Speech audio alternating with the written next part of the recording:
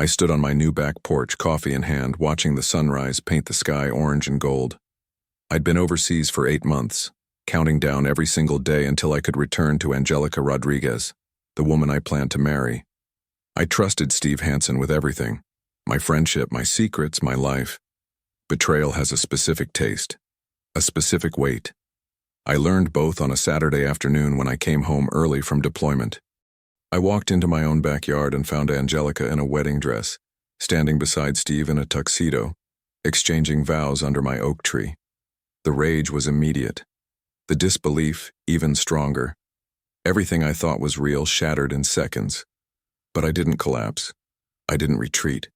I channeled every ounce of military training, every strategic lesson, every bit of controlled fury into systematic destruction. I made sure Angelica and Steve paid for every lie, every stolen dollar, every moment they thought they'd gotten away with it.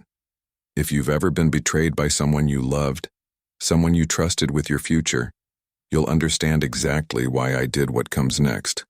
But let me start from the beginning. Before I go any further, let me know in the comments where in the world you are watching from, and make sure to subscribe, because tomorrow I will share a story you don't want to miss. I pulled into my driveway at 1400 hours on Saturday, my truck's engine ticking as it cooled, 2 weeks ahead of schedule. My CO had approved early leave, and I'd kept it secret from everyone back home. I wanted to surprise Angelica. Picture her face when I walked through that door. Watch her throw her arms around me like she did in every homecoming video I'd watched overseas. The street was packed with cars, expensive ones. I recognized Steve's black Mercedes immediately, parked 3 houses down like he owned the neighborhood. Maybe Angelica was throwing a party. Maybe word had gotten out somehow. My stomach did flips as I grabbed my duffel from the truck bed and headed for the house. The front door was locked, which was weird, but I heard music coming from the backyard. Classical music. I walked around the side gate expecting to find a welcome home banner or something. Instead, I found 50 people seated in neat rows of white folding chairs. Under my oak tree, the one I'd planted with my own hands 3 years ago, stood a minister in full ceremonial robes. And there was Angelica, in a wedding dress, my wedding dress, the one we'd picked out together before I deployed, standing next to Steve Hansen, in a tuxedo. The minister's voice carried across the yard. "Do you, Angelica Rodriguez, take this man?" I started walking, my boots crushed rose petals scattered across the grass. The sound of my steps cut through the classical music like gunfire. Someone gasped, then another, then the whole crowd turned. Angelica's face went white as snow. "Gabriel, don't stop on my account," I said, my voice cold and steady. "Please, continue. I want to hear what you two have to say to each other." Steve's face shifted from shock to something close to fear. "Good. Man, listen, I can explain." "You can explain?" I cut him off, stepping right up to him. "You can explain why you're marrying my fiancée in my house, wearing what looks like the ring I helped you pick out for Melissa 3 years ago before she divorced your cheating ass?" The guests sat frozen, silent. Angelica found her voice. "Gabriel, you weren't supposed to be home yet." "No shit," I said, turning my full attention to her. "I wasn't supposed to catch you, that was the whole point, wasn't it? Get married while I'm deployed, what, claim common law, steal my house? You've been living here rent-free for 2 years, Angelica. 2 years while I sent money home every month to our account. It's not like that." "Then what's it like?" I demanded, my voice rising. "Enlighten me. Because from where I'm standing it looks like you've been fucking my best friend, planning a wedding behind my back and trying to steal everything I own while I was getting shot at overseas." Steve tried to step forward.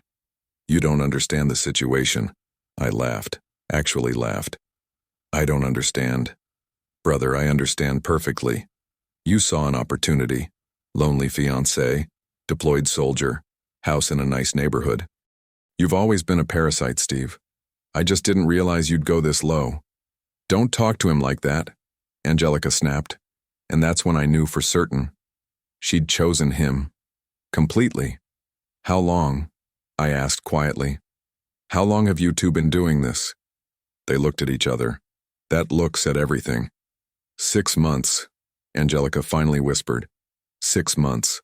Half my deployment. while I was emailing her every day, calling when I could, sending her money, dreaming about our future. "Here's what's going to happen," I said, my voice dropping to that command tone I'd perfected overseas. "Everyone here is a witness to attempted fraud. This is my house. My name is on the deed.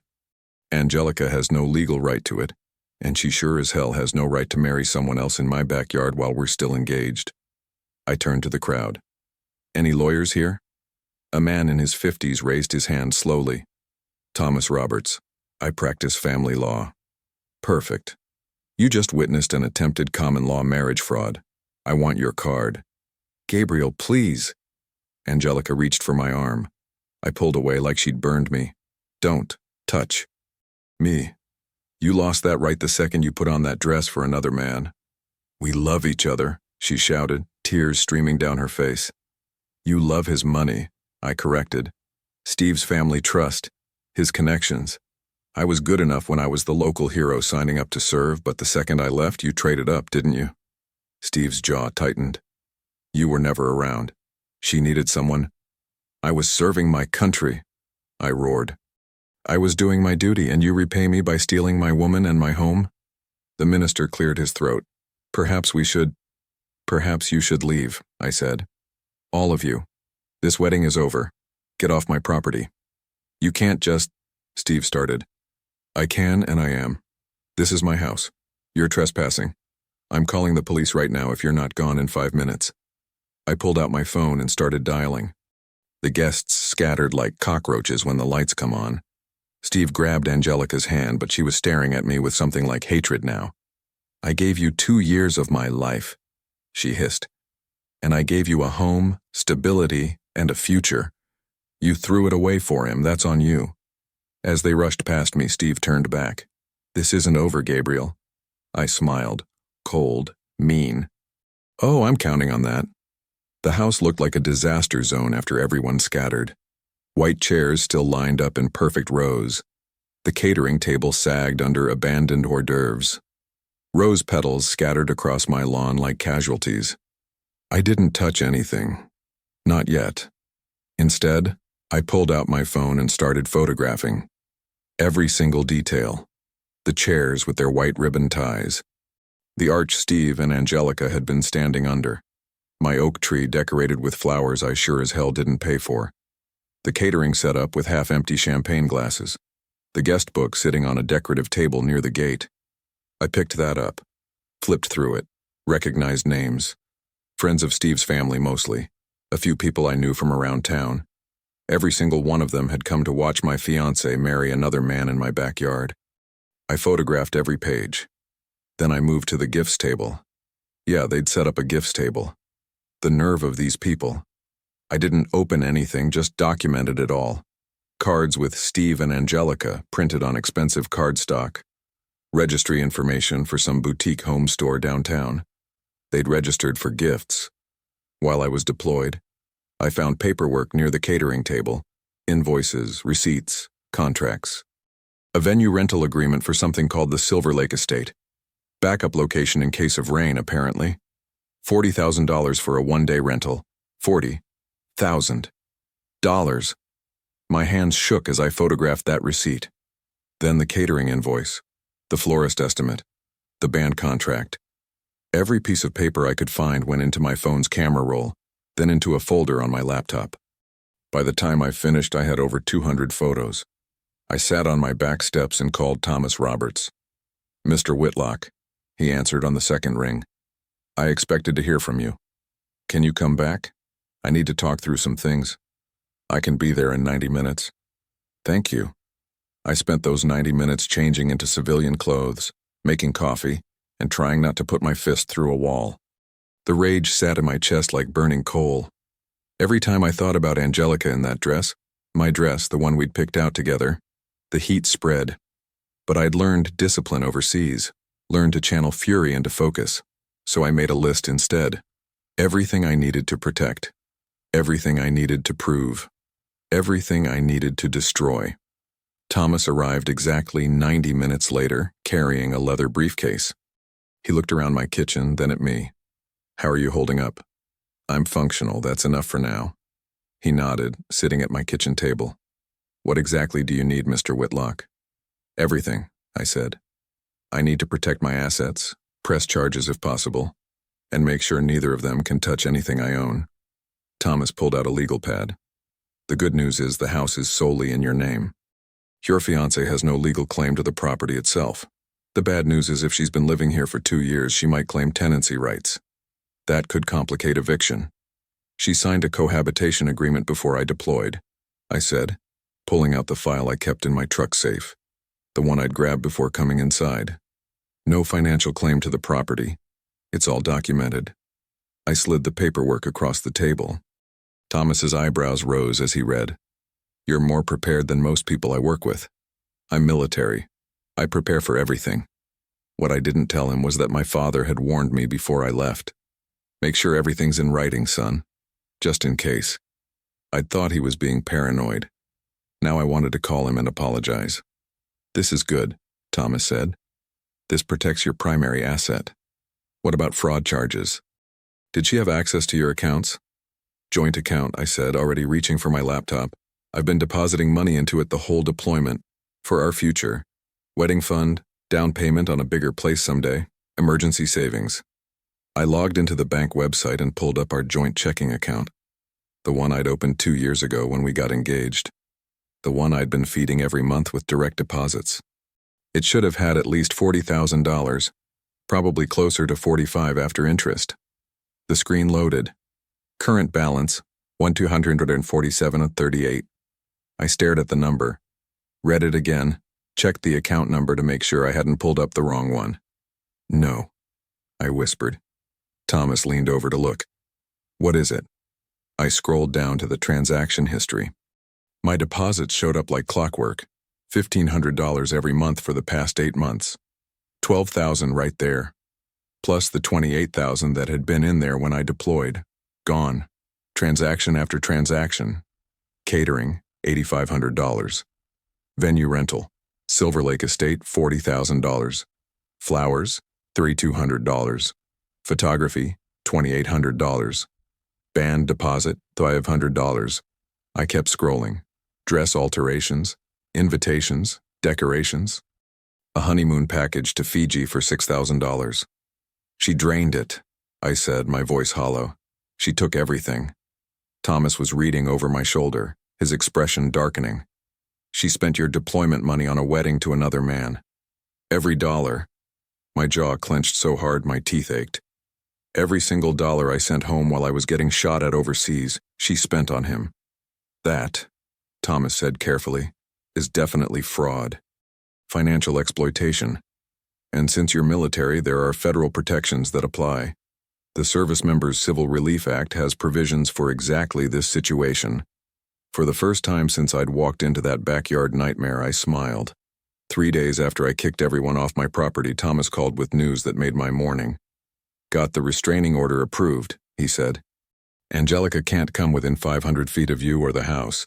All joint accounts are frozen pending investigation. And the DA's office accepted our criminal complaint. I set down my coffee cup.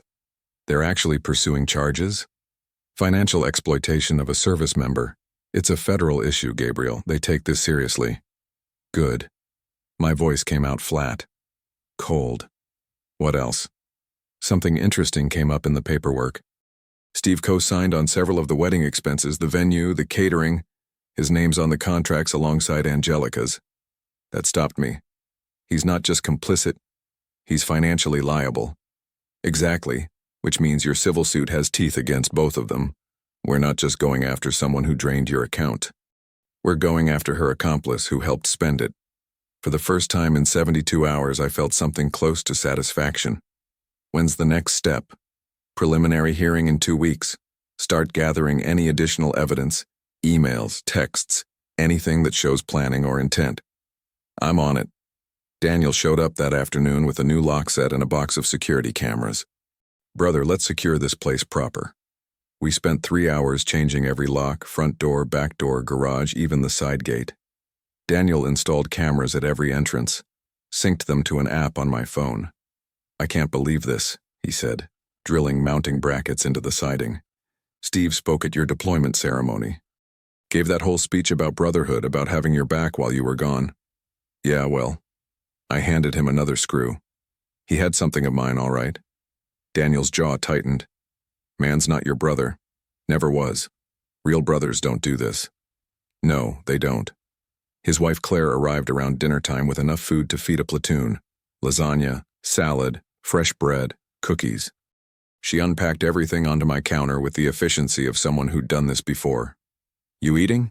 She asked, giving me the kind of look that said she already knew the answer. I'm managing. That's not what I asked. She pulled out plates, started serving. Sit. Eat. You're no good to anyone if you collapse. I sat, ate. The lasagna tasted like something I'd forgotten existed. Normal life, comfort, people who actually cared. What are you going to do about work? Claire asked. You have transition leave, right? 30 days, I confirmed. Plenty of time to handle this. And after? I looked at her directly. After, I rebuild. But first, I destroy. She didn't flinch, just nodded. Good. They deserve it. The call from the DA's office came 2 days later. Assistant District Attorney Jennifer Martinez introduced herself with the kind of voice that meant business. Mr. Whitlock, we've reviewed your complaint and supporting evidence. We're pursuing criminal charges against Angelica Rodriguez for financial exploitation of a service member. My grip tightened on the phone. What kind of penalties are we talking about? Felony charges. If convicted, she's looking at significant prison time plus mandatory restitution. The Service Member Civil Relief Act doesn't mess around with this stuff. Good. We'll need you available for depositions, possibly testimony. Can you commit to that? Absolutely. Whatever you need. We'll be in touch with scheduling. In the meantime, keep documenting everything. Any contact she attempts, any communication, log it all. After we hung up, I sat there staring at my phone.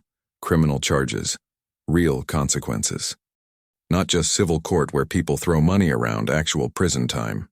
Perfect. Steve's lawyer called me directly that afternoon. Gerald Anderson, some expensive suit whose voice dripped with condescension. Mr. Whitlock, my client would like to settle this matter privately. I bet he would.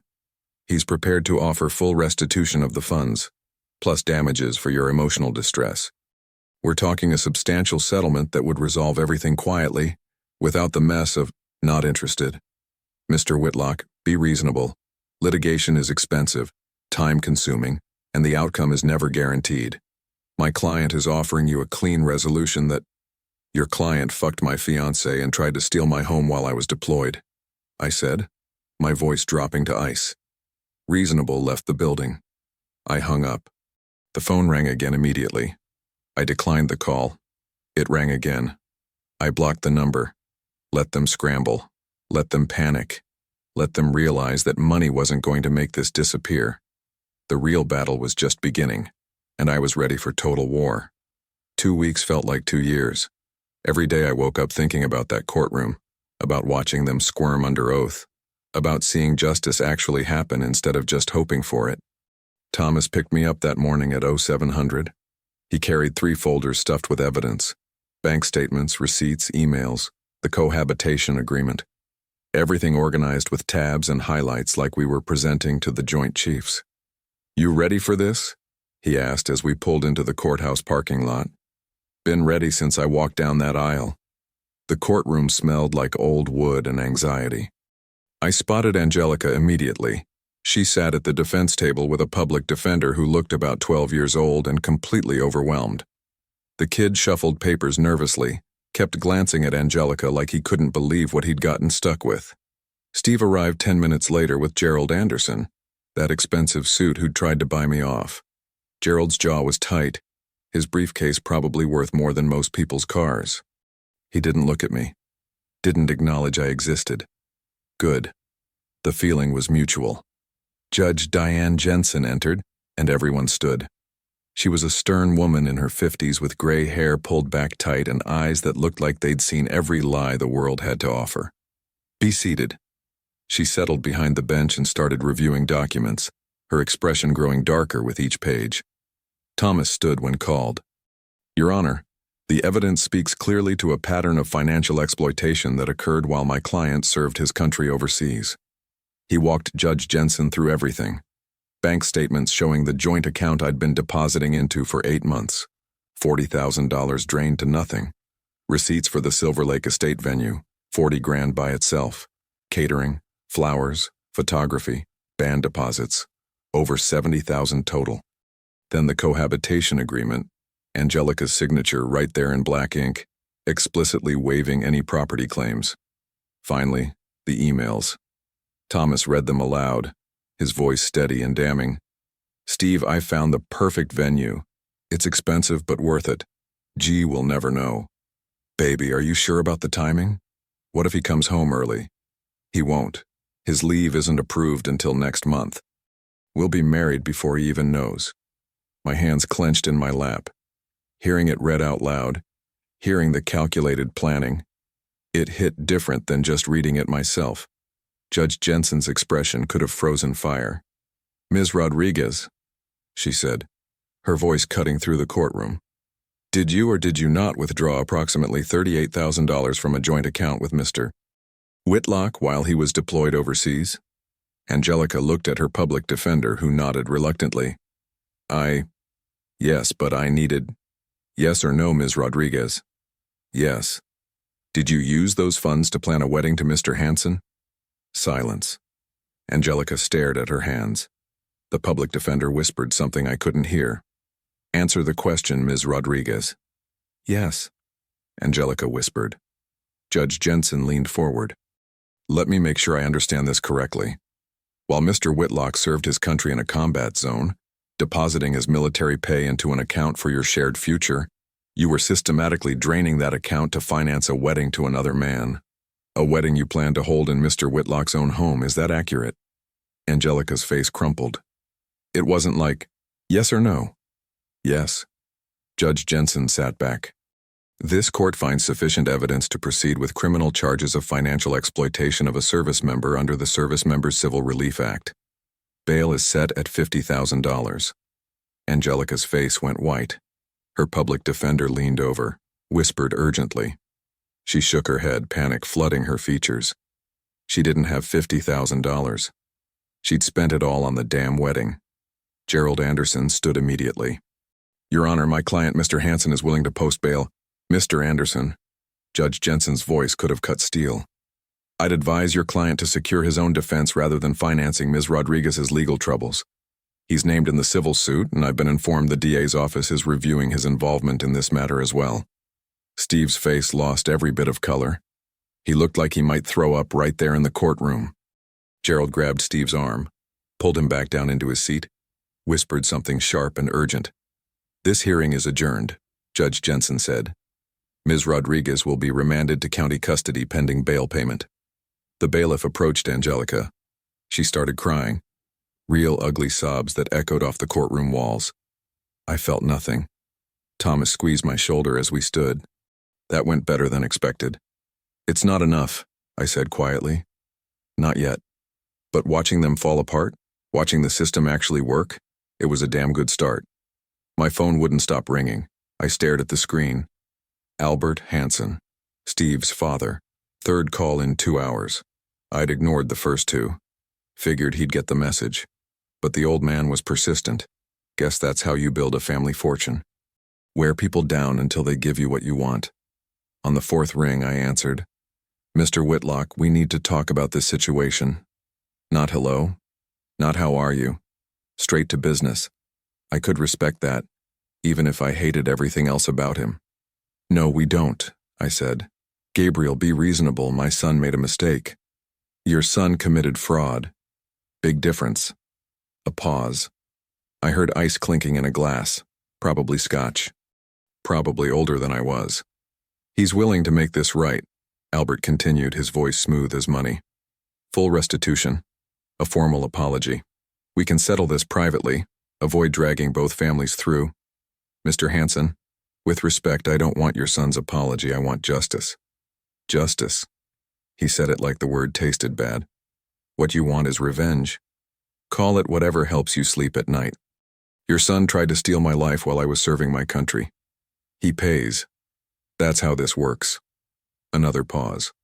Longer this time. When he spoke again, the smooth tone was gone. You're making a mistake, son. Our family has resources, connections. You don't want us as enemies. My grip tightened on the phone. Is that a threat? It's a reality check. I laughed. Actually laughed. Sir, I've been shot at by actual enemies in actual war zones. Your country club connections don't scare me. Your son fucked up. He pays. End of story. I hung up while he was still sputtering some protest about being reasonable. 2 days later, the news broke. I was at the hardware store picking up new deadbolts for the back door when my phone buzzed. Daniel had sent me a link to the local news site. Tecton Solutions, executive terminated amid fraud charges.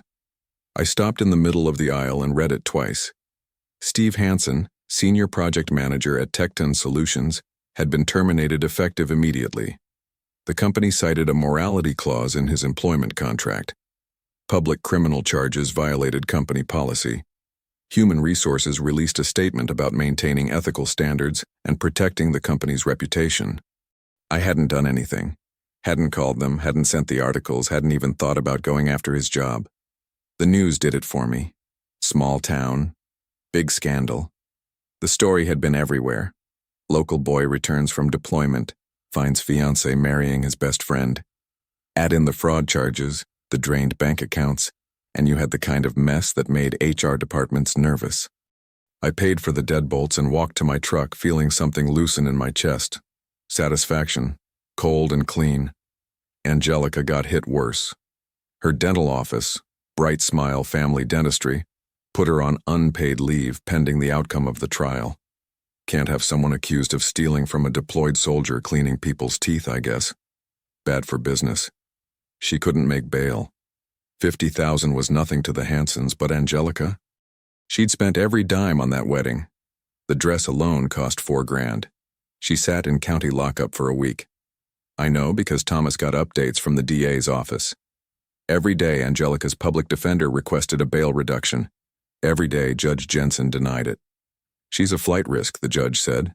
No significant ties to the community beyond the residence she fraudulently attempted to claim. On day 7, Steve finally posted bail. Thomas called me with the news. Anderson advised against it. Told Steve it makes him look complicit, like he's financing a co-conspirator. But he did it anyway. He did it anyway. Thomas paused. The man's either loyal or stupid, possibly both. I thought about that. About Steve posting $50,000 for a woman who'd helped destroy his life right alongside mine. Maybe he really loved her. Maybe he was just trying to salvage something from the wreckage. Didn't matter. They'd both pay either way. That same week, my father called. Son, I heard what happened. You doing okay? His voice, rough from years of cigarettes he'd quit a decade ago, hit me harder than I expected. I sat down on my couch, suddenly tired. I'm doing what needs to be done. Good man. Your mother and I are proud of you. Standing up for yourself like this. Dad, you warned me before I deployed. You told me to document everything, get it all in writing. I should have listened more carefully. You loved her. Can't fault a man for that. But you're handling it right now. That's what matters. We talked for an hour. About the case, about the hearing, about Steve's family trying to throw their weight around. He told me stories about guys he'd known who got screwed over, who didn't fight back, who let people walk all over them. You're not that kind of man, he said. Never were. After we hung up, I looked at the stack of legal bills on my kitchen table. Thomas was worth every penny, but the invoices kept coming. The countersuits the Hansens filed, harassment, defamation, mental distress, all bullshit. But it required responses, motions, filings. My deployment savings were covering it, for now. But they wouldn't last forever. I stared at those bills for a long time that night. Thomas was brilliant, methodical. Exactly the kind of lawyer you want when you're going to war. But brilliance costs money, and the Hansens knew it. The countersuits hit 2 days after my father's call. 3 separate filings. Harassment, defamation, intentional infliction of emotional distress. All targeting me personally, all completely baseless. Thomas came to my house with the paperwork. This is exactly what I warned you about. They're not trying to win these cases, they're trying to drown you in legal fees. How much? To respond properly? Another $15,000 minimum. And that's just the initial motions. If they push this to discovery depositions, we're looking at 50, maybe 75. I felt something cold settle in my stomach. I've got maybe 30,000 left from deployment. Gabriel, this could go on for years. They have deep pockets. They can afford to lose, can you? I looked at him straight on. I'm not backing down. I know, but you need to understand what you're facing. The Hansons will bleed you dry if you let them. Then I won't let them. Thomas studied me for a long moment. You need income. Stable income. Your transition leave ends when? 2 weeks. What's your plan? I didn't have one. Not really. I'd been so focused on destroying Angelica and Steve that I hadn't thought past the immediate battle. That's when Daniel showed up. I'd called him after Thomas left, just needing someone to talk to who wasn't a lawyer. He arrived with beer and common sense. Brother, you need a job. I know. I talked to Chief Brennan at the fire department. They're hiring. 2 positions open. I shook my head. Danny, I appreciate it, but listen to me. With your military background, you're basically a shoo-in. Discipline, teamwork, crisis management, you've got everything they want. The pay's solid, benefits are excellent, and here's the best part, the schedule. What about it? 24 on, 48 off. You'll have time to deal with all this legal stuff. Court dates, meetings with Thomas, whatever you need. He leaned forward. Plus, you need structure, routine, something to show you're moving forward with your life. He was right, about all of it. You really think they'd hire me? With all this mess in the news? Are you kidding? Half the guys at the station are veterans. They're pissed about what happened to you. You'd be walking into a family. I applied the next day. The interview was straightforward.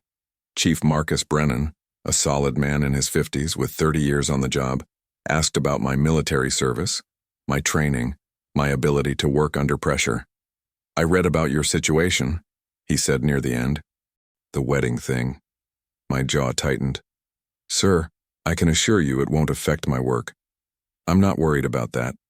He cut me off, but not unkindly. I'm saying we take care of our people here. You need time for court? You got it. You need your brothers to have your back? We got you.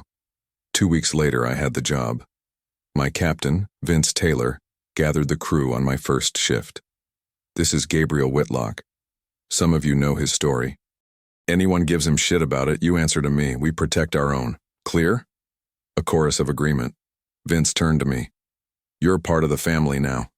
Act like it. I shook hands with every firefighter there. Guys like Marcus DeVries, Tony Kowalski, James Patterson. Men who'd been where I was, betrayed, knocked down, forced to rebuild. My ex tried to take my kids, Marcus told me over coffee. Took 2 years in court to get joint custody. Worth every penny. Stay strong, Tony added. Don't let the bastards win. For the first time since I'd walked into that backyard nightmare, I felt like I had an army again.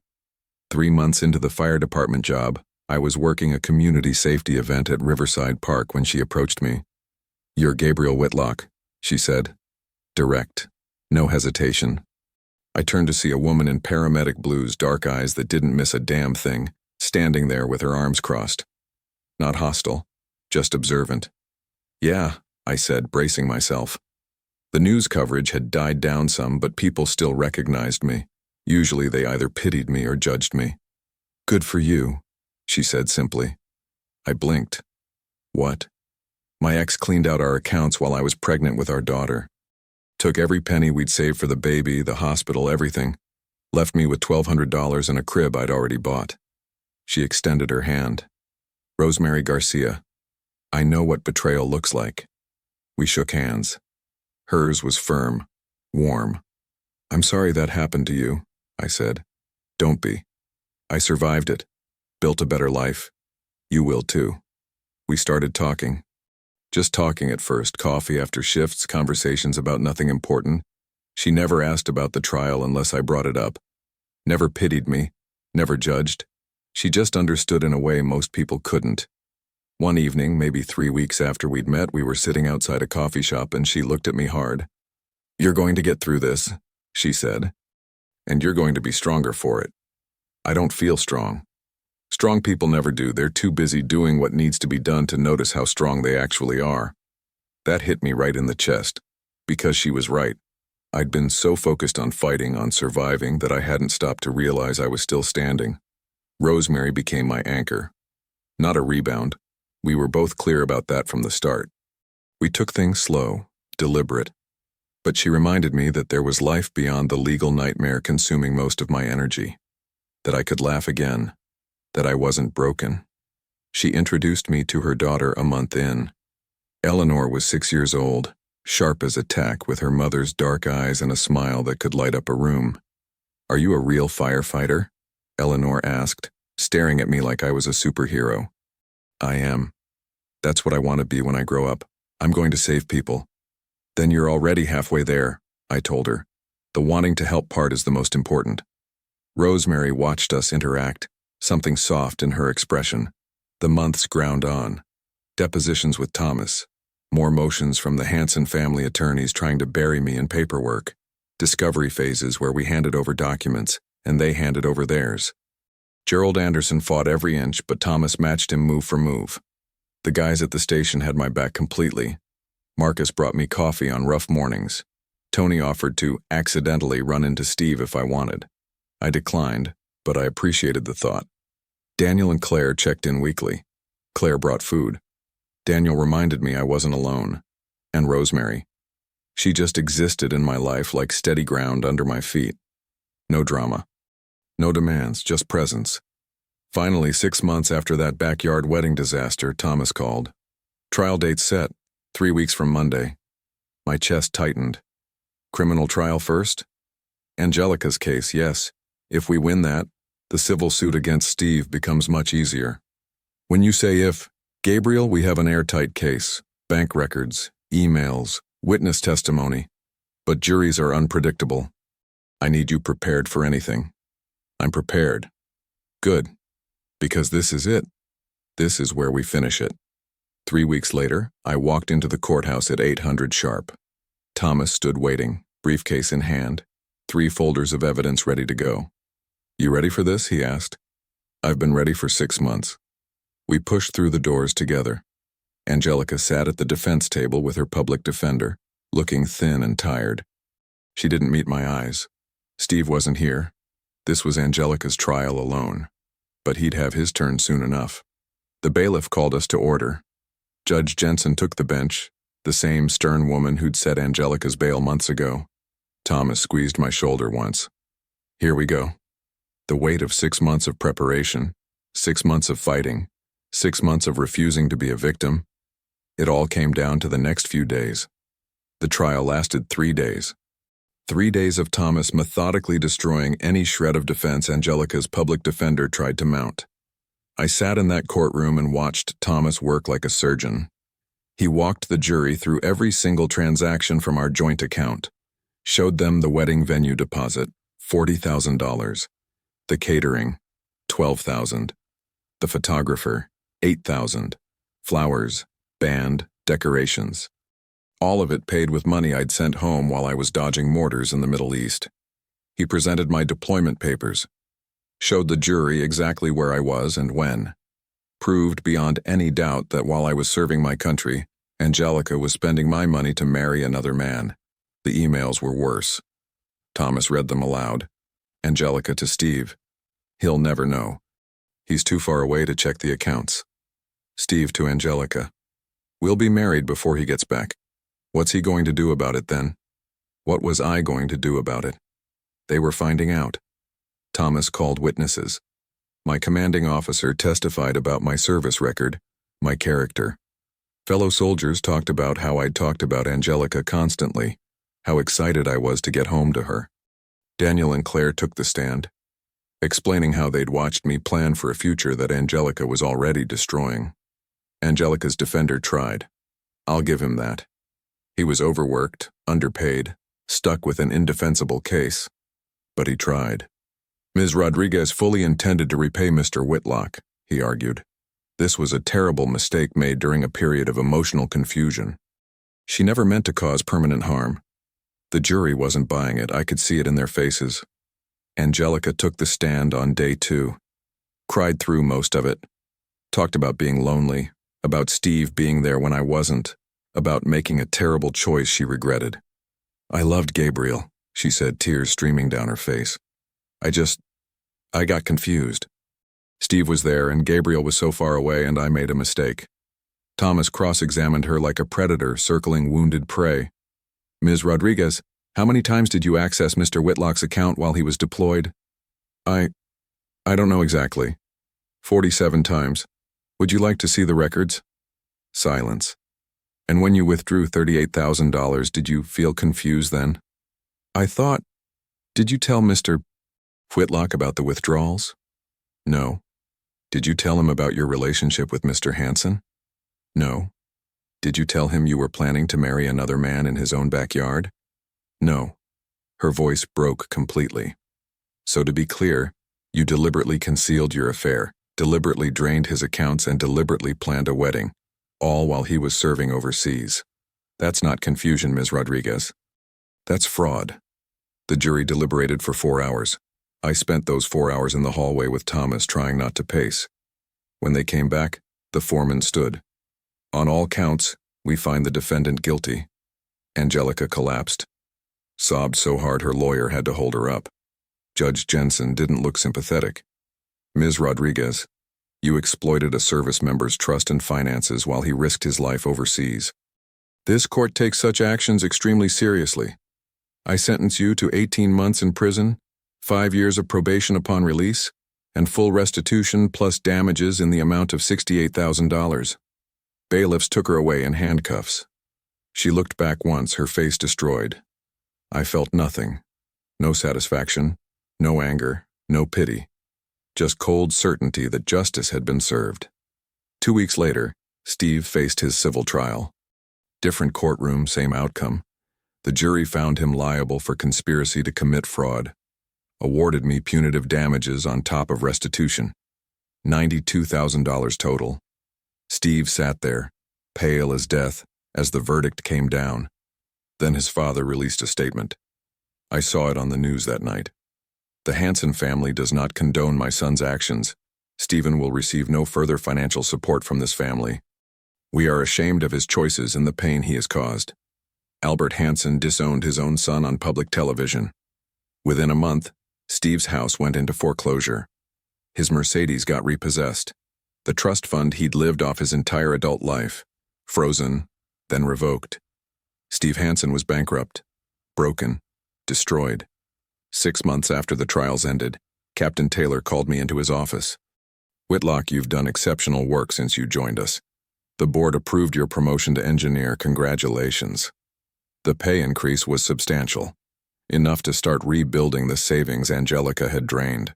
Enough to think about a future that didn't revolve around legal bills and courtroom battles. Thank you, sir, I said, shaking his hand. You've earned it. And Gabriel? You've handled everything with real dignity. The whole station respects that. Rosemary met me for dinner that night at our usual place, a quiet Italian restaurant where Eleanor loved the breadsticks. Mr. Gabe, Eleanor launched herself at me the second I walked in. Mommy said you got promoted. I did, kiddo. Does that mean you get to drive the big truck now? Sometimes, yeah. Her eyes went wide. 6 years old and already decided she wanted to be a firefighter. She'd asked me 100 questions about the job, the equipment, what it felt like to help people. Rosemary smiled at me over her daughter's head. That steady, understanding smile that had gotten me through the worst months of my life. Proud of you, she said simply. We'd been taking it slow. Both of us knew what betrayal looked like, what it cost. But what we had was real. Solid. Built on honesty instead of lies. I sold the house 2 weeks later. Couldn't stand being there anymore. Every room reminded me of Angelica living rent-free while I deployed. The backyard where I'd found her in that wedding dress. The kitchen where I'd discovered she'd drained our accounts. Too many ghosts. Rosemary, Eleanor, and I found a place together on the other side of town. 3 bedrooms, big backyard, good school district. Eleanor got to pick out paint colors for her room. She chose bright yellow because it reminded her of fire trucks. Moving day, Daniel and some of the guys from the station showed up to help load boxes. "Fresh start, brother," Daniel said, clapping my shoulder. "This is good." He was right. It was good. Steve filed for bankruptcy 3 months after the civil judgment. His family cut him off completely. Albert Hansen made sure everyone knew the Hansen name wouldn't protect his son's betrayal. That trust fund Steve had counted on his entire life, revoked. Gone. I ran into him at a gas station one evening. Didn't recognize him at first. He'd lost maybe 20 pounds, looked like he'd aged 10 years. Worn jacket, beat-up sedan that had seen better days. He saw me. Froze at the pump. I finished filling my tank, didn't rush. Let him come to me if he wanted, he did. "Gabriel." "Steve, I hope you're happy," he said, voice bitter. "I hope destroying my life made you feel better." I looked at him. Really looked. Hollow eyes. Slumped shoulders. This was what defeat looked like. "I'm not happy," I said honestly. "But I'm satisfied. You got what you deserved. It was just a mistake. People make mistakes." "No." I shook my head.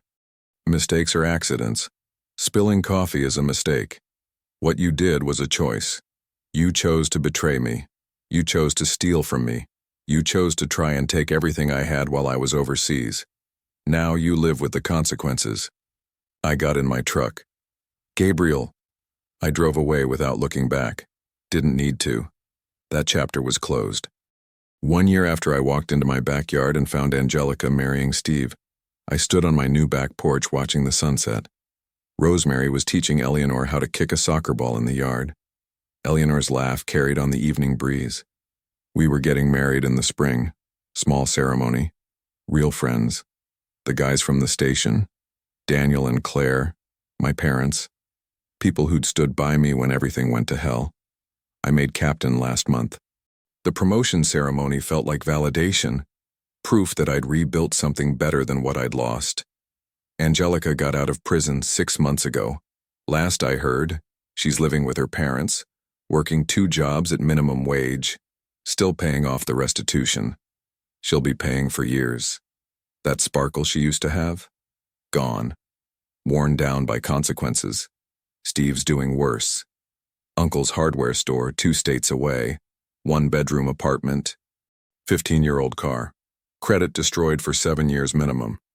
Every background check, every job application, it all comes up. He'll never have the life he thought he was stealing. "Gabe," Rosemary called. "Come referee. Eleanor says I'm cheating."